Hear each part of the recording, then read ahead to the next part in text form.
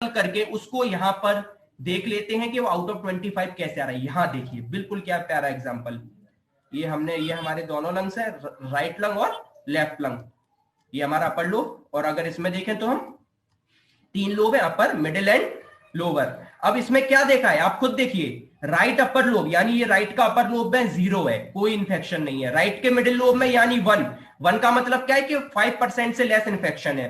Right के lower lobe में 1 यानी अगेन इसमें 5% से कम इंफेक्शन है। लेफ्ट के अपर लोब में 1 यानी 5% से कम इंफेक्शन है। 2 यानी 5 से लेकर 25% तक इंफेक्शन प्रेजेंट है। ये हो गया कि नहीं। अब इसी तरीके से सबका निकाल के हमने सम अप कर लिया, और इस पेशेंट का कितना आया सीटी सीबीएलटी 5, कितना आया 5। अब इसकी भी 5/25 इस पेशेंट की सीटी सीबीएलटी है। अब इसमें क्या सिंपल सा लॉजिक होता है, अगर पेशेंट की 8 से कम आ रही है तो आप उसको माइल्ड बोल देते हैं, ठीक है। और वहीं 8 से लेके 15 तक आती है तो आप पेशेंट को बोल देते हैं कि मॉडरेट है। और अगर 15 से ऊपर आ रही है तो पेशेंट सीवियर है। और सीवियर 15 कब आएगी, आप इमेजिन करके देखो 15 कब आएगी। अब तीनों लोग में, जब तीनों लोग में एटलीस्ट 3 होना चाहिए, और 3 लोग का 50% यानी ऑन एन एवरेज आपके पूरे लंग्स, लेफ्ट और राइट दोनों लंग्स एटलीस्ट 50% इन्फेक्टेड हो चुके हों, तब आप सीवियर पेशेंट कहलाएंगे, ठीक है। माइल्ड में कब, कि नियर अबाउट 50 से कम, 30 to 40 के अप्रॉक्स।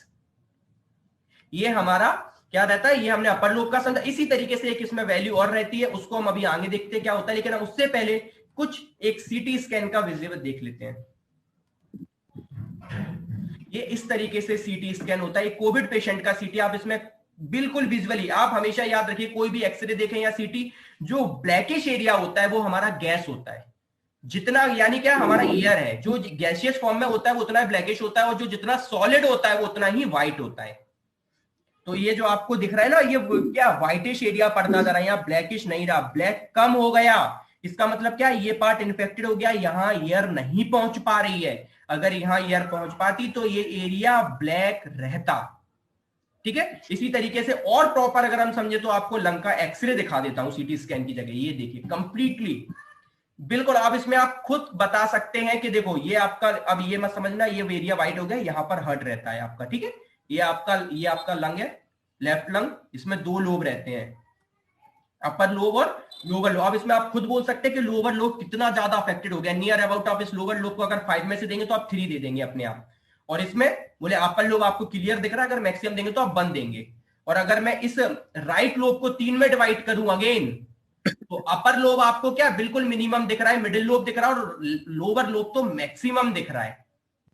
तो इससे हम क्या पता करते हैं, सीटी सीबीएलटी पता करते हैं। अगेन इसमें एक वैल्यू और आती है, हमने 3 वैल्यू अभी तक देखी, परसेंटेज में देखा, फिर हमने उसका टोटल करा पर लोब में टोटल करने के बाद फिर हमने उसका आखिरी में देखा क्या, कि सीबीएलटी कितनी है उसका सम अप करके। लास्ट में एक वैल्यू आती है, वो हमारी रहती है कोरट्स का मतलब क्या होता है, इसमें आपको कुछ फाइंड करने की जरूरत नहीं होती, ये आपको सीटी के अंदर विद इन आपको इस तरीके से मेंशन करके दे दी जाएगी। जैसे इस पेशेंट में आप देखिए, पेशेंट दूसरे पेशेंट की रिपोर्ट है, राइट अपर लोब में 20 to 30% इन्फेक्शन इन्वॉल्वमेंट 3, इसमें 3 दिया है। और राइट अपर लोब में, लोअर लोब में 3, राइट मिडिल लोब में 2, और लेफ्ट अपर लोब और लोअर लोब में 3, 4। अब टोटल इसका कर लीजिए, कितना टोटल होगा, 4 3 से कितना हो गया, 3 3 6 6 9 9 11 11 4 15, और 15 आउट ऑफ 25, यानी ये पेशेंट मॉडरेट टू सीवियर की तरफ है। आप बोल सकते हैं 25 आउट ऑफ 15 यानी मॉडरेट टू सीवियर की तरफ, यानी इस पेशेंट का नियर अबाउट अगर हम दोनों लंग्स का देखें तो 40 to 50% लंग इन्फेक्टेड इस पेशेंट का हो चुका है ऑन एन एवरेज। वहीं इसमें आपको देखो सीटी सीबीएलटी स्कोर 15 लिखी हुई है कि नहीं, बिल्कुल मेंशन है, और लंग पेन का 35 to 45% लंग इन्फेक्शन देखने को मिला। हमें पढ़ने की जरूरत नहीं है, हमने खुद सब कुछ गैस करके और पढ़ के इसको निकाला। वहीं इसमें कोरट्स भी दिए जाते हैं, कोरट्स में आपको सिर्फ मेंशन करके दे देंगे पेशेंट का जो कोरट्स है 5 है, 4 है, 3 है, 2 है, 1 है, क्या है। इस तरीके से होता है, अगर पेशेंट का कोरट 1 लिखा हो तो उसमें क्या होता है कि पेशेंट बिल्कुल नॉर्मल है, कोरट 2 हो तो एबनॉर्मेलिटी है, कोरट 3 में कुछ ना कुछ न्यूक्लियर प्रेजेंट है, और कोरट 5 में आप कंप्लीटली बोल देते हैं कि पेशेंट कोविड पॉजिटिव आपका है। इस तरीके से अगर हमारे कुछ, अब हम ड्रग की तरफ चलते हैं, कुछ पहला ड्रग है हमारा रेमडेसिविर। रेमडेसिविर आपने आपने बहुत नाम सुना रेमडेसिविर का। रेमडेसिविर ऐसा नहीं है कि अभी बना है। रेमडेसिविर जो फर्स्ट, ये वैसे तो फर्स्ट ड्रग है जिसको एफडीए ने अप्रूव करा है टेस्टिंग के लिए SARS-CoV-2 के लिए, ठीक है। लेकिन इसमें भी देने की एक शर्त रखी गई है कि 12 साल से नीचे को नहीं दिया जाएगा और 40 केजी से जो कम है उनको नहीं दिया जाएगा। इसको ईवीए यानी इमरजेंसी यूज ऑथराइजेशन के थ्रू इसको लॉन्च करा गया था। ऐसा नहीं है ये पहली बार अभी मिला हुआ, ये इनिशियली 2014 में ही मैन्युफैक्चर हो गया था। किसके लिए? हेपेटाइटिस सी के लिए, अगेंस्ट और जो इबोला वायरस होता है उसके लिए, या फिर कोई भी रेस्पिरेटरी सिंड्रोम हो उसके लिए, इन सबको पहले ही। यानी ये ब्रॉड स्पेक्ट्रम एंटीवायरल ड्रग है। ये जब भी दिया जाता है पेशेंट का, जब पेशेंट मॉडरेट टू सीवियर जा रहा हो। कब जा रहा हो patient? Moderate to severe patient जाता है, हम इसे तभी देते हैं। ये ब्रॉड स्पेक्ट्रम एंटीवायरल ड्रग होता है। ये करता क्या है? ये वायरस के रेप्लिकेशन को रिड्यूस्ड करता है। और ये ड्रग कभी भी अकेले नहीं दिया जाता। ये ड्रग ऑक्सीजन थेरेपी के साथ, विटामिन सप्लीमेंट के साथ, स्टेरॉइड और ब्लड थिनर और इन सब के साथ इसको दिया जाता है। नेक्स्ट ड्रग हमारा है टॉसिलिजुमैब। टॉसिलिजुमैब ड्रग क्या है? Tocilizumab drug is a anti inflammatory drug. Anti inflammatory, जैसे सुरभि में हमने बताया था कि सबसे ज्यादा हमारे अंदर लंग्स में हो जाता है इन्फ्लामेशन, तो tocilizumab is a anti inflammatory drug. Again tocilizumab अभी नहीं है, टॉसिलिजुमैब बहुत पहले ही आ चुका था। Rheumatoid arthritis, autoimmune inflammatory disorder condition, सबके लिए ये बहुत पहले ही आ चुका था। जब भी हमारे बॉडी में इन्फ्लामेशन होता है, एक प्रोटीन रिलीज होती है दैट इज IL-6, उसको रोकने के लिए टॉसिलिजुमैब ड्रग लगाया जाता है। और टॉसिलिजुमैब ड्रग क्या? अगेन इन्फ्लामेशन कम करता है, इसका काम यही है। और ये भी अगेन आपको मॉडरेट टू सीवियर, यानी हमने क्या देखा कि अभी तक जब भी पेशेंट माइल्ड कंडीशन में होता है, आप उसको सिर्फ सिम्टोमेटिक ड्रग देते हैं, आप उसको कोई भी ऐसे ड्रग नहीं देते जो क्या करें, जो आपके कोविड पे रिलेटेड वर्क कर रहे हैं। क्यों? क्योंकि ये आपकी बहुत ज्यादा इम्यूनिटी को कम करते हैं। Again most important drug that is steroids. इसको पढ़ाना इसके लिए जरूरी है क्योंकि आज की डेट में ये बहुत बड़ा रीजन बन गया है ब्लैक फंगस का। क्यों? क्योंकि ब्लैक फंगस सिर्फ उन्हीं को हो रही है, या तो जिनको कोविड है या वो कोविड पॉजिटिव हो चुके हैं, यानी क्या वो पोस्ट कोविड फेज में है। तो फिर दिक्कत क्या है? स्टेरॉइड का एक काम होता है, स्टेरॉइड हम बिल्कुल फार्मा में पढ़ के आ चुके हैं बहुत अच्छे से। क्या पढ़ा था हमने फार्मा में? अगर आपने कभी स्टेरॉइड, या जिन्होंने नहीं पढ़ा मैं आपको बता देता हूं। हमारे बॉडी में जब भी इन्फ्लामेशन होता है, बॉडी उसको कम करने के लिए खुद मेहनत करती है। यानी ये हमारे बॉडी का नेचुरल एंटी इन्फ्लामेटरी ड्रग है। मगर इसकी एक प्रॉब्लम है सर। बोले क्या प्रॉब्लम है? इसकी प्रॉब्लम ये है कि ये इम्यूनिटी को भी सप्रेस कर देता है हमारी बॉडी में। हमारी बॉडी में भी अगर ये नॉर्मल से ज्यादा अमाउंट में बन जाता है तो ये हमारी इम्यूनिटी को भी सप्रेस कर देता है। तो इसीलिए suppress the development of inflammatory response to all types of stimulus. मगर इसको स्टेरॉइड्स यानी ग्लूकोकॉर्टिकॉइड्स मेन स्टेरॉइड्स उसके अंदर आते हैं। Also suppress cell mediated immunity and also inhibit antibody production. इसी वजह से ही हम स्टेरॉइड्स को पेशेंट में देने से बहुत ज्यादा बचते हैं कोविड के पेशेंट में। क्यों बचते हैं? हम इसीलिए बचते हैं क्योंकि अगर स्टेरॉइड्स देंगे, ये बिल्कुल मॉडरेट कंडीशन में दिया जाता है। हमें लगता है कि पेशेंट के अंदर इतना इन्फ्लामेशन हो चुका है, अब कोई हमारे पास कुछ भी देने के लिए नहीं बचा है, अब फिर आप स्टेरॉइड्स देने की तरफ जाते हैं। मगर वैसे ही पेशेंट वायरस की वजह से इम्यूनिटी इतनी हो चुका होता है, स्टेरॉइड्स अगेन उसकी इम्यूनिटी गिरा देते हैं। और इम्यूनिटी गिराने की वजह से फंगस होने का सबसे ज्यादा, यानी क्या, कौन सा, म्यूकोमाइकोसिस, फंगस होने के सबसे ज्यादा चांसेस है। इसलिए बोला गया है कि हाई डायबिटिक पेशेंट जिनकी इम्यूनिटी लूज होती है प्लस स्टेरॉइड्स वाले जो स्टेरॉइड्स पे पेशेंट है उनमें मैक्सिमम चांसेस होते हैं, चाहे ब्लैक फंगस हो फिर आपकी भी डिसीज हो, सबकी सब आप पे किस पे डिपेंड करती है? स्टेरॉइड्स। क्योंकि ये आपके एंटी इन्फ्लामेटरी होते हैं। इसलिए जब भी याद रखें, कभी भी स्टेरॉइड्स नॉर्मली भी नहीं लेना चाहिए। नॉर्मल भी इसलिए ही हमने क्या एनसेड्स बनाए आगे चल के, anti steroidal anti inflammatory drug, मगर उनकी इतनी पावर नहीं होती। स्टेरॉइड्स की हाई पावर होती है मगर उतने ही ज्यादा इसके एडवर्स इफेक्ट देखने को मिलते हैं। अभी गवर्नमेंट ने नई मेडिसिन एक लॉन्च करी है, अगर आप सबको पता हो, इसको इमरजेंसी यूज के लिए लेके आए हैं, डीआरडीओ ने कराई, यानी drug controller general of India, DCNI। उन्होंने एक मेडिसिन लॉन्च करी है जिसका नाम है 2DG मेडिकोज, यानी 2-डीऑक्सी डी ग्लूकोज ओरल पाउडर। ये जो मेडिसिन आपके सामने, इसको डॉक्टर रेड्डी कंपनी ने डीआरडीओ के साथ कोलैबोरेशन करके इस मेडिसिन को बनाया है। ठीक है, ये क्या काम करती है? ये बॉडी में वायरल की सिंथेसिस को रोकती है, प्लस जो वायरल की एनर्जी है उसको भी कम करने की कोशिश करती है। लेकिन इसमें एक बहुत अच्छी फायदा है जो अभी इसलिए स्पेशली इसको किसके लिए निकाला, कोविड के लिए। क्यों? क्योंकि हम, अगर आप जानते हैं, जब भी कोविड वायरस एक कोविड के पेशेंट के अंदर एंटर करता है तो वो सारे सेल्स को क्या करता है, उन्हें अपनी तरफ खींचने की कोशिश करता है। तो बाकी सब ड्रग्स होते हैं ना, वो अपने सेल्स में और कोविड वाले वायरस के सेल्स में पहचान नहीं कर पाते, तो उनको खत्म करने के चक्कर में अपने भी मैक्सिमम खत्म कर लेते हैं। इस वजह से हमारी इम्यूनिटी और ज्यादा गिरती है। मगर इस ड्रग में अभी ये दावा करा गया है कि अभी ये लॉन्च हुई है 1 मई से, इसको इमरजेंसी में डाला गया है, ये भी मॉडरेट टू सीवियर में ही देते हैं। ये बोला गया कि accumulation is virally infected cells makes this drug unique. इसमें क्या बोला गया कि इसका सिलेक्टिव एक्यूमुलेशन है सबसे बड़ी चीज जो इसको सबसे अलग बना रही है। क्योंकि बाकी सब ड्रग तो है मगर वो कंफ्यूज्ड है, वो क्या है, अपने सेल्स, वायरल सेल्स में और खुद के सेल्स में क्लियरिफिकेशन नहीं कर पाते। ठीक है, इट्स ऑल अबाउट फॉर हमारा ये मेडिसिन के लिए हो गया, डायग्नोस के लिए हो गया। नेक्स्ट हमारा टॉपिक है, that's is most hot topic, vaccine. बहुत सारे लोगों को कंफ्यूजन रहती है कि कोविशील्ड लगवाएं कि कोवैक्सीन लगवाएं, है ना। तो पहले थोड़ी सी उनके बारे में क्या है, जनरल इंफॉर्मेशन के। सबसे बड़ा हमारे माइंड में यही कंफ्यूजन है कि विच इज बेटर, कौन सी अच्छी है, कोविशील्ड अच्छी है कि कोवैक्सीन अच्छी है। तो जो हमारी कोवैक्सीन है, जैसे नाम में ही लिखा है कि ये, इसको तो हैदराबाद की कंपनी, जो हैदराबाद बेस्ड कंपनी है भारत बायोटेक, इसने बनाया है, और कोविशील्ड को सीरम इंस्टीट्यूट ऑफ इंडिया ने बनाया है। ठीक है, दोनों में अंतर क्या है, बहुत सिंपल सा अंतर है, उसको बस आप समझ लीजिए, आपको बिल्कुल समझ आ जाएगा कि कोवैक्सीन और कोविशील्ड में अंतर क्या है। ठीक है, को जो हमारी सॉरी कोवैक्सीन होती है, इसके अंदर इनएक्टिवेटेड कोरोना वायरस ही होते हैं। अब आप बोलेंगे सर इनएक्टिवेट, फिर तो हमारी बॉडी में कोरोना कर देगी। नहीं, ये इनएक्टिवेट फॉर्म होते हैं, इनमें इतनी ताकत नहीं होती कि हमारे अंदर ये कोविड कर दें, मगर हाँ, इनमें इतनी ताकत जरूर होती है कि हमारे अंदर की इम्यूनिटी को जगा दें। तो क्या होते हैं, क्या होता है, इनएक्टिवेट वायरस होता है, person infect but still immune system क्या होता है, वो बढ़ जाता है। इसी सेम टेक्निक पे, अगर आपको याद हो, जो हम पोलियो के ड्रॉप पीते हैं, वो इसी टेक्निक पे बनी हुई है।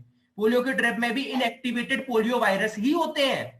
तो बहुत सारे ऐसे ड्रग आपने लगवाए होंगे, influenza, rabies, polio, pertussis, encephalitis, ये सारे ड्रग इसी मैकेनिज्म पे चलते हैं कि पर्टिकुलर जिस डिसीज के लिए आप लगा रहे हैं, जिस वायरल के लिए लगा रहे हैं, वही उसके इनएक्टिवेटेड फॉर्म में होता है। यानी कोवैक्सीन में वायरस ही, जो कोरोना वायरस कोविड है, वो ही इनएक्टिवेटेड फॉर्म में डला होता है, मगर कोविशील्ड में इनएक्टिवेटेड फॉर्म में वायरस, कोविड वायरस ही नहीं होता। फिर आप पूछेंगे सर कोविड वायरस नहीं होता तो फिर क्या होता है, ये वर्क करता है वायरल वेक्टर प्लेटफॉर्म टेक्नोलॉजी पे। जरा इसको समझने की कोशिश करना, वायरल वेक्टर प्लेटफॉर्म टेक्नोलॉजी। नाम में क्या समझ आ रहा है, नाम में समझ आ रहा है कि कोई वेक्टर, हम जानते हैं वो किसी भी चीज को लेके चलता है, यानी एक वेक्टर है जो वो पर्टिकुलर इस वायरस को लेके चलेगा, कोविड वाले वायरस को, यानी वो उसे एक प्लेटफॉर्म देगा। चिंपांजी के अंदर एक एडिनो वायरस मिलता है, चिंपांजी के अंदर से एक एडिनो वायरस निकाला गया जो वेक्टर का काम करता है। वो अपने साथ अपने ऊपर कोविड वायरस को ले लेता है और उसको कंप्लीटली इनएक्टिवेटेड कर देता है। फिर हम उसे कोविशील्ड के थ्रू, हमारे बॉडी के थ्रू अंदर एक्टिव कर देता है। यानी chimpanzee adeno virus act as a vector to carry the कोविड-19 स्पाइक प्रोटीन। यानी पूरा कोविड-19 वायरस नहीं लेते इनएक्टिव फॉर्म में जैसे कोवैक्सीन लेते हैं, सिर्फ जो स्पाइक प्रोटीन्स होती हैं, जो प्रोटीन। हाँ, sorry, I request Mr. Lakshman to please keep your mic off, sir. Lakshman sir, please अपना mic off करिए। तो हम क्या बोल रहे हैं, ये जो प्रोटीन्स की स्पाइक, आपने कोरोना वायरस का स्ट्रक्चर सबने देखा है, बढ़िया रेड कलर का होता है, उसमें से स्ट्रिंग्स निकले हुए होते हैं। वो स्ट्रिंग्स होते क्या हैं, कभी गौर किया है? वो प्रोटीन की स्पाइक्स होती हैं, वो ही हमारे सेल्स में एंटर कर जाती हैं और वायरस अपना आरएनए हमारे डीएनए के अंदर डाल देता है। बस इसी स्पाइक्स को हम निकाल लेते हैं कोविड के वायरस के अंदर, और उसे एडिनो वायरस होता है जो चिंपांजी के अंदर मिलता है, उसे वेक्टर की फॉर्म में, यानी उसे एज अ कार यूज करते हैं और उसके अंदर इस प्रोटीन को बिठाल के हमारे बॉडी के अंदर एंटर कर देते हैं। अगेन बस इतना सा अंतर, इसके अंदर इनएक्टिवेटेड फॉर्म में कोरोना ही वायरस है, मगर इसमें कोरोना वायरस नहीं है, उसकी सिर्फ स्पाइक होती है, वो एडिनो वायरस उसको लेके जा रहा होता है। इस टेक्नोलॉजी पे ऐसा नहीं है कि ये टेक्नोलॉजी पहली बार यूज करी गई। जो इबोला वायरस था, उसके लिए जो वैक्सीन आई थी, वो भी सेम इसी मेथड पर आई थी। तो हमने अभी ये सिर्फ देख लिया कि कोविशील्ड और कोवैक्सीन किस तरीके से बनती थी। दोनों में 2-2 डोजेस लगती है, मगर थर्ड ट्रायल के बाद ये पता चला है कि कोविशील्ड की जो एफिशिएंसी है वो नियर अबाउट 90% है, मगर कोवैक्सीन की 81% के आसपास मिली है। अगर एज देखें तो दोनों 18 ईयर्स के लिए निकाल दी गई है, मगर कोवैक्सीन को 12 ईयर्स तक भी रिसर्चेबल चल रहा है कि आफ्टर 18 इसको 12 ईयर्स, कुछ देशों में तो 12 ईयर्स तक इसको कर भी दिया है भारत बायोटेक की कंपनी ने, ठीक है। अब इसमें सबसे बड़ा एक अंतर आपने बहुत ज्यादा मेजर करा होगा कि हर जगह कोविशील्ड लग रही है, कोवैक्सीन क्यों नहीं लगी। उसका सबसे बड़ा रीजन एक है, अगर आप ना करें, चार्ज, रुपए। क्यों? क्योंकि जो कोविशील्ड है वो गवर्नमेंट को 300 रुपीज में मिलती है और हम आम लोगों को प्राइवेट में 600 में। वहीं कोवैक्सीन अगर हम देखें तो 400 रुपीज में गवर्नमेंट को मिल रही है, मगर प्राइवेट में 1200 में।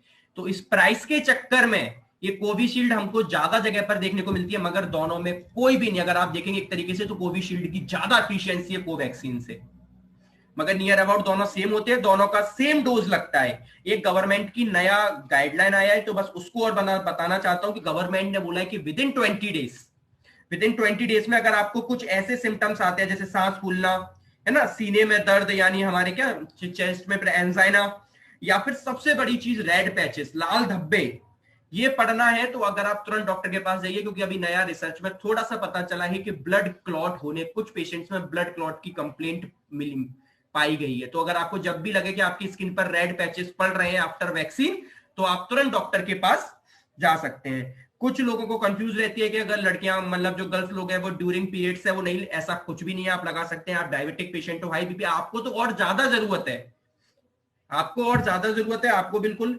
अभी एक और नई वैक्सीन आ गई है रशिया की तरफ से, स्पुतनिक भी, वहीं पर गवर्नमेंट ने लॉन्च कर दिया कि विद इन सितंबर तक हम 2 नई वैक्सीन इंडिया में और लेके आने वाले हैं, that is Covax and second one is Novavax. और बस एक लास्ट पॉइंट, के कोविशील्ड के फर्स्ट और सेकंड डोज में 12 to 16 वीक का डिफरेंस बोला गया है, और कोवैक्सीन में 4 to 6 वीक का। अब आपको कोई भी प्रॉब्लम हो वैक्सीन से रिलेटेड, हम उसको लेक्चर के एंड में समराइज करेंगे। Thank you, that's all for my side, thank you so much. Sir, before ending, I request you to please show all your images from starting to end, please. Okay. Just a second, मैं आपको एक एक करके फिर आपको topic करके बता देता हूं। सबसे पहले हमने ये देखा था एंटीजन टेस्ट के लिए, दैट इज कोविड-19 कोरोना वायरस टेस्ट। फिर हमने देखा था कि एक होम के लिए, घर पर ही जो कोविड सेल्फ टेस्ट आ गया, हमने उसकी इमेज देखी थी। अगेन इसको देखने के बाद हमने एक नेक्स्ट इमेज देखी थी, क्या देखी थी? हमने देखा था आरटीपीसीआर। ये हमने आरटीपीसीआर रिपोर्ट देखी थी, जिसमें हमने आपको पूरी C2 CT वैल्यू, यानी साइक्लिक थ्रेशोल्ड और प्री CT सीवीएलटी में कभी कंफ्यूज मत होना है, ठीक है। तो ये देखा था। इसके बाद हमने क्या देखा? इसके बाद हमने देखा था CT वैल्यू, हमने HRCT समझा था कंप्लीटली।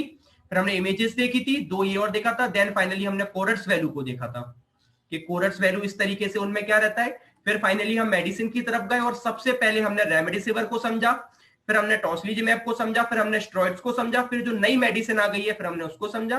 लास्ट वन फाइनल हमने वैक्सीन पर अपना टॉपिक एंड करा।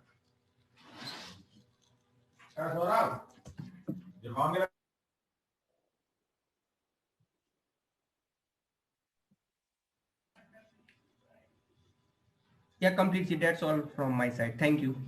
Yeah, Saurabh, please change the host option. Yeah, within a second. Thank you.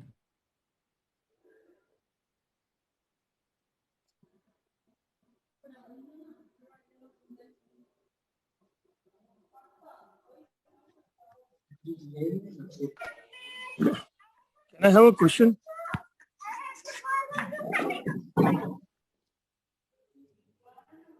Thank you so much, sir. Thank you so much, Saurabh sir.